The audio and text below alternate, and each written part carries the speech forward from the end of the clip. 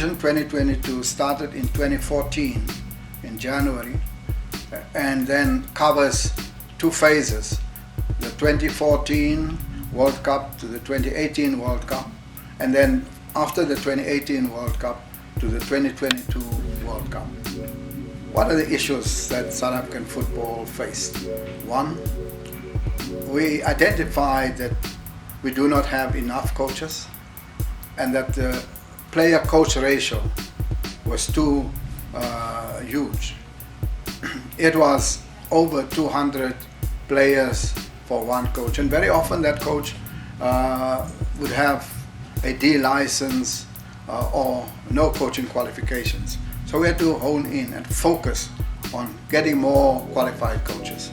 Secondly, we did not have enough women coaches, women referees, so women technical officers was one of the focused areas. Thirdly, we have to have structured competition at junior level. And therefore we have to go down to the LFAs and our regions to make sure they have under 13, 15, 17 and under 19 leagues.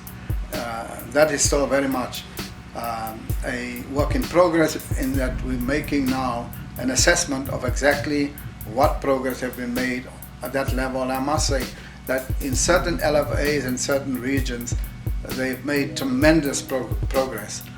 We've just looked this week at KZN, and even the most rural areas, area like Nkandla would have 27 junior teams, and this is to be encouraged in other regions. So we have a very strong junior structure.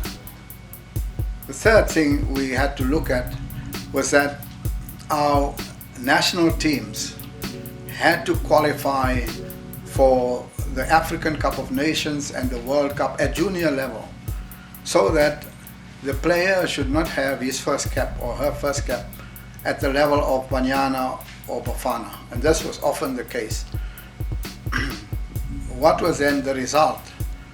From the period of the first World Cup, Junior World Cup, 2015, our under 17 qualified for the World Cup in Chile.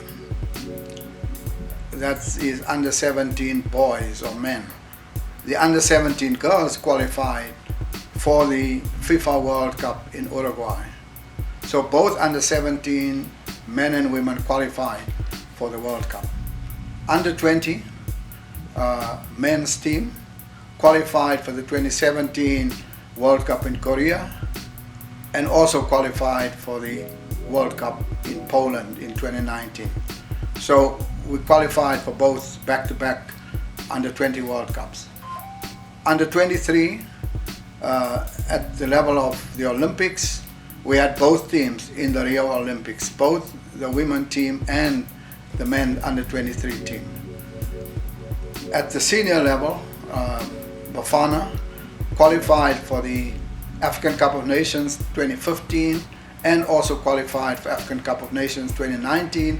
In fact, went to the quarterfinal of the African Cup of Nations 2019. Banyana qualified for every African Cup of Nations right through in 16, 18, and in 2018, of course, they went to the final and lost on a penalty shootout against Nigeria.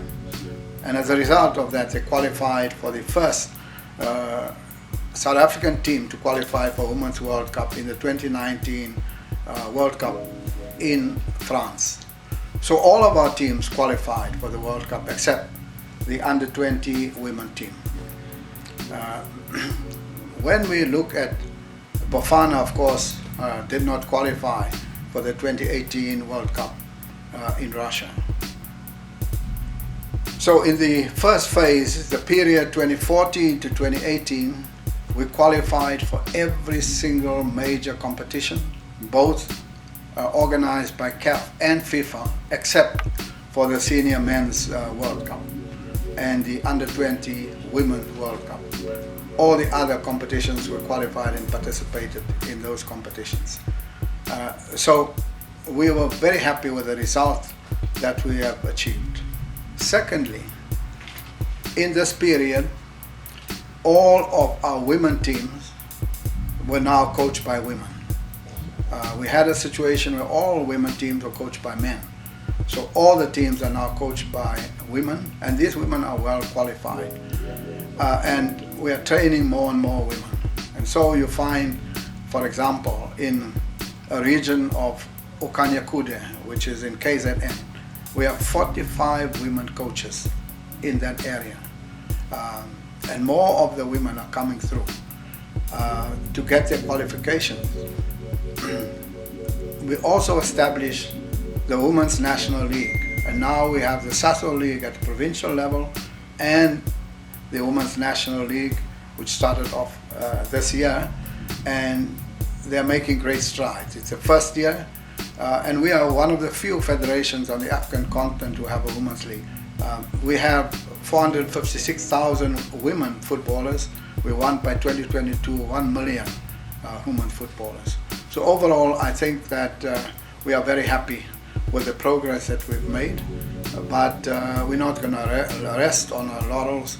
We're going to work harder because we want to make sure that we are amongst the best on the continent and among the best in the world.